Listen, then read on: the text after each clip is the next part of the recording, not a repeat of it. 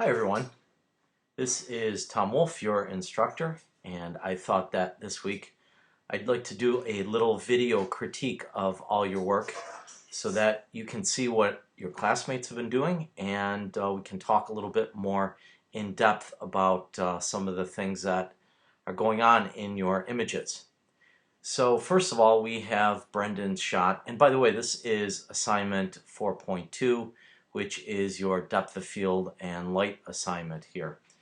And in the first shot, Brendan has a large depth of field, and what I really love about this image is that we've got this very long, beautiful line from the pathway that very much draws the viewer's eye into the photograph and takes them right down to the brink of the falls. The lighting in here, as Brendan indicates in his notations, is definitely soft lighting. I do think the light here has kind of a blue cast to it, which certainly can be appealing. If we were going to work with this image a little bit in Photoshop, the one thing that I kind of love here is that beautiful sky. And I think we could probably bring that color out in the sky a little bit by just doing a curves adjustment layer, which would be something like this.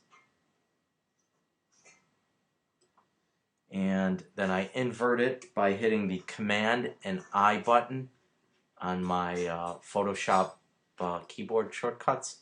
And then I'm taking a paintbrush, and if you notice in this window we've got the mask that is on that layer as being black. So I'm going to make sure I select a white brush, and then I'm just going to paint some of that color back into the sky there. And I think that helps out. And I probably would even do maybe the same thing with the ground here in the foreground. Again, making a new adjustment layer, raising those high or those darks in the curves adjustment, and then just painting them in something like this. So that was our after shot, and that's our before shot. So darkening up the sky, lightening up that foreground. But excellent depth of field image here, or large depth of field image. I think that works great for this assignment. And then of course the small depth of field image. Again, I think you've mastered the technique here. Certainly the candle in the foreground is out of focus, and the ones behind it are in focus. Couple things here about this image. It feels like to me it should be more of a a vertical image rather than a horizontal image. Something that, excuse me, perhaps looks a little bit like this versus the horizontal here. I think that kind of echoes the pattern that these candles are lined up in. The other small minor detail, and again, it's a real minor detail, but I think this, I don't know if it's another candle holder in the background or whatever this object is, it kind of cuts through the edge of the frame here in sort of a half in, half out kind of way. And I think I'd probably like to either exclude it entirely, so if you can move the candle, great. If not, then perhaps try reframing the image so it's not so prominent, especially because it's got this little reflection on it. I think it pulls our eye away from the main subject area, which is right here. So, from a technical perspective, good job again with small depth of field. But just some minor refinements here as we're looking at making a cleaner frame. And so our second group of images come from Matthew. In his first shot here, he uses this object in the foreground here to kind of create a frame within a frame and encircle this object that's in the distance. By using an f-stop of 4, he is able to make this go out of focus. And of course he's moved closer to it with the camera, so also that has made that out of focus. And then in the background we've got this pergola or whatever that place is in the background. So certainly a very technically sound image, works for our small depth of field, really love the composition of it and the way he uses that framing element to draw our attention to that subject in the background. So all in all, good job with this image. Your large depth of field image, I really like the whimsical aspect of it, sort of like this doorway that's in the middle of a stone fence, and there's almost a little bit of mystery to what's behind that. And I actually also find having these leaves in the foreground really balance this photograph out nicely, and that they kind of interplay with this. The one thing that I would add here is I wouldn't necessarily say this image is a large depth of field shot. These leaves aren't entirely in focus. If we go into your file info and check out the settings that you did on here, you can see this photograph was taken with an f-stop of 8. And an f-stop of 8 really is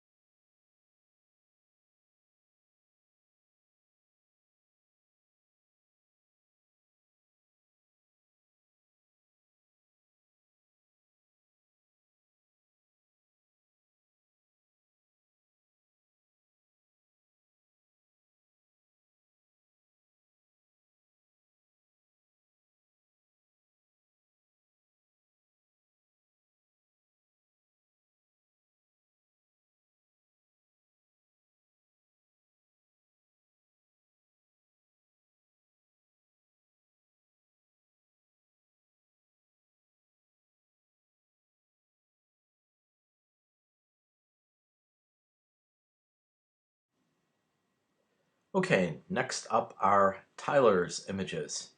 And the first image here is a very low vantage point of what kind of at first seems like, a rather mundane scene.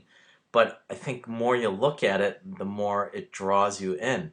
What I think is for me the sort of exclamation point here is this sort of little withered dandelion that is extending up in sort of an S shape through the middle of the frame. I love how it breaks up sort of the pattern of bricks in the background and gives the eye something to go to and land on. As far as like a large depth of field image, well, this part here is out of focus, so I guess technically we wouldn't really say this is a large depth of field, although you did everything you were supposed to do here. You've got an f-stop of 18, which is really high. You're using a focal length of 105 millimeters, and maybe you could have shot it with the wide-angle lens, but other than that, really, you've done everything you need to do here. So, great shot. I think very interesting approach to just the everyday, ordinary, common scene. So, very aesthetically appealing. Good job. And then it looks like we've got some plants that have gone to seed, and just the buds are left on them. Again, great use of small depth of field here. The bud or the seed bearing, whatever you'd call it, I guess, bud there is really in super sharp focus, but we can still see the rest of the parts of the plant in the background, so it gives us some context, yet this thing still is the thing that our eye goes to.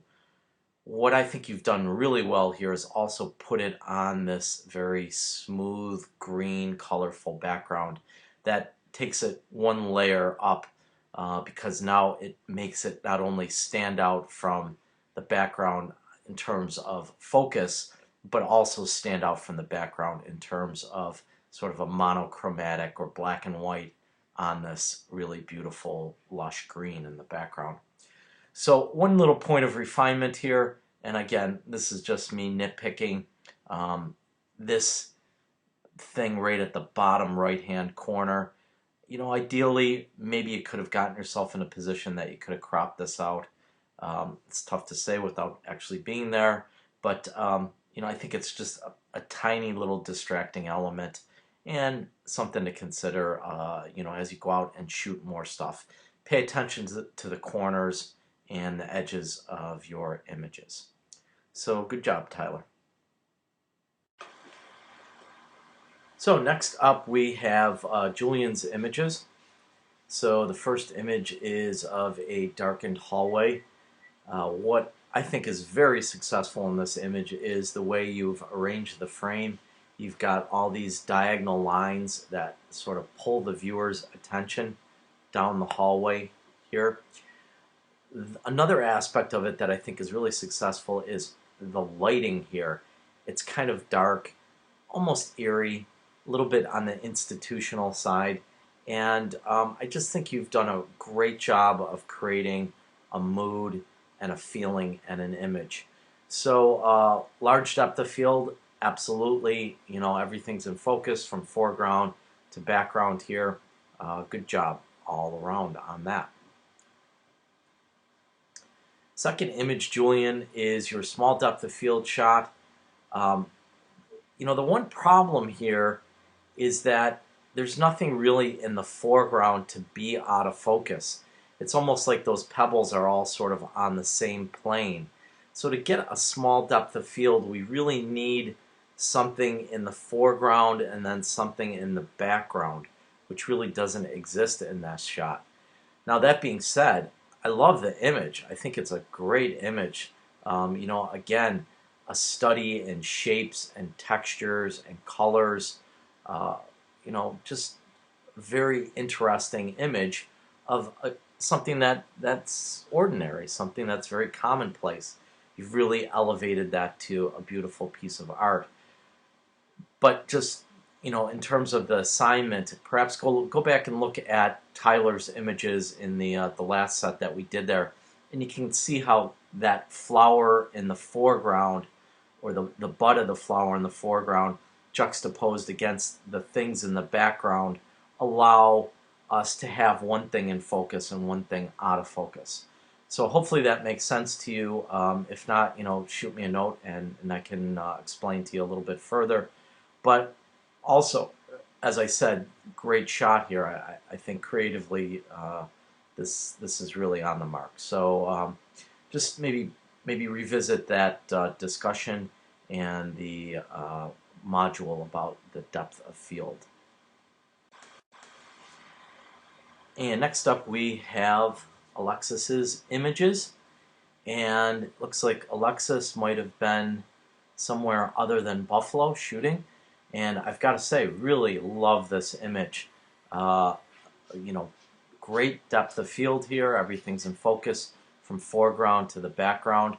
I love the ambient light in all of these different buildings, sort of the warm orange light on this one, the rather clean white light on this one, and even it looks like you caught the full moon, or at least the illuminated moon that's shining through the clouds in the sky here.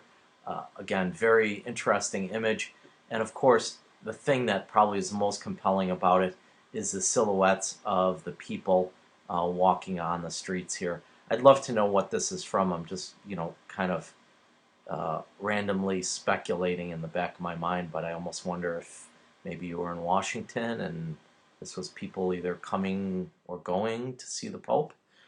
So anyhow, nonetheless, great image.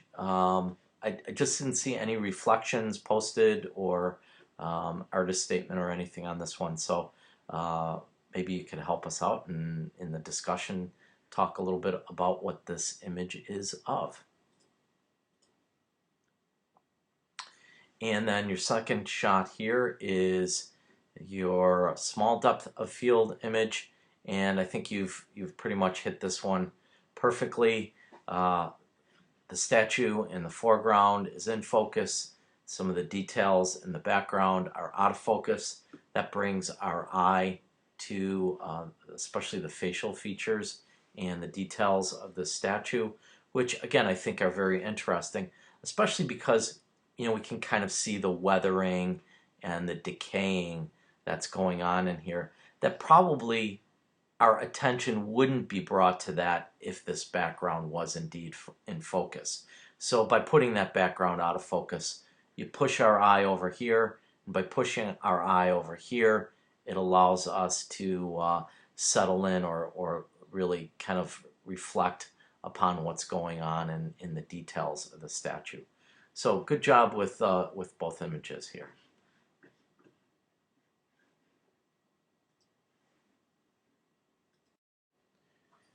And our next group of images come from Grace.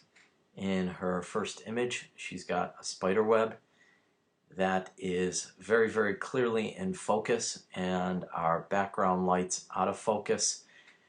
She talks about how this is got that sort of spooky Halloween feel to it, and I think she's absolutely right there. That backlighting, or the lighting that's kind of falling on this from the side, definitely emphasizes that very horror-like feeling we get from spider webs, especially around this time of year.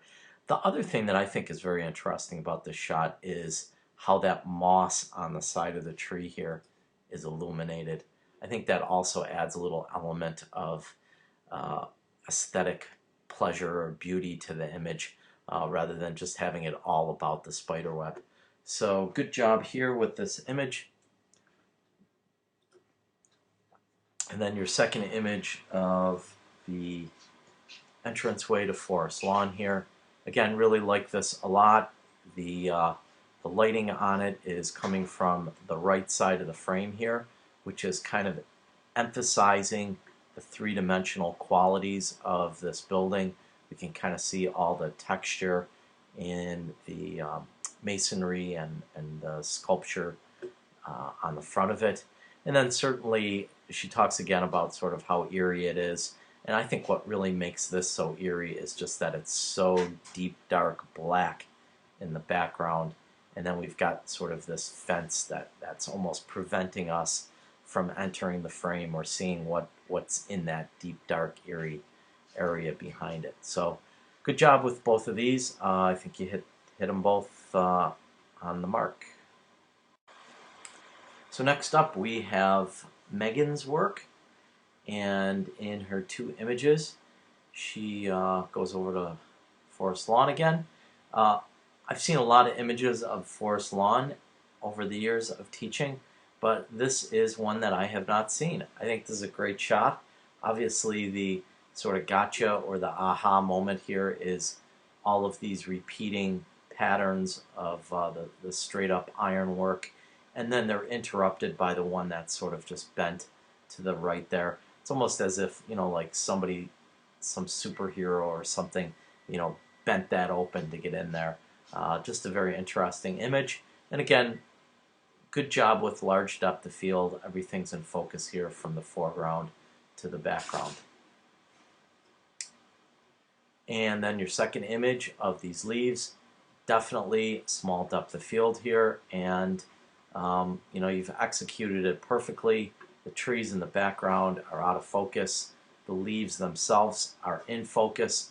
And I think the thing that really captures my attention is not only the leaves, but the textural element of where all the veins are in the leaves here that really are just visually interesting.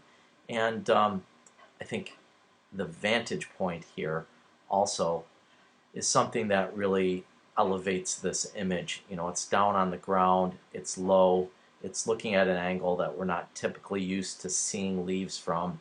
So just from that perspective, that vantage point gives us a little different perspective that, again, sort of elevates this photograph up from just an ordinary image of leaves. So good job. And our last series of images come from Yung Shui. And in the first shot here, we have a large depth of field. We've got the rocks in the foreground in focus, all the way to the trees and the vegetation in the background in focus. Really beautiful image, composed wonderfully. Our eye sort of goes in the frame from the left to the right, moves along the shoreline here, and then up along this waterfall in the distance. We've got the slow shutter setting here, which blurs the water and gives it sort of like a very soft, almost fabric-like appearance. And just overall, this image is a really beautiful, aesthetically pleasing nature photograph. So good job all the way around on this image. And then your second shot of the fisherman. Again, excellent execution from the technical perspective of the assignment. Your small depth of field here. He's in focus. Whatever this is in the background, it looks maybe a building or something like that. That's out of focus, which is drawing all of our attention onto the fisherman himself. So again, excellent execution of what we were looking for in this assignment. So good job all around.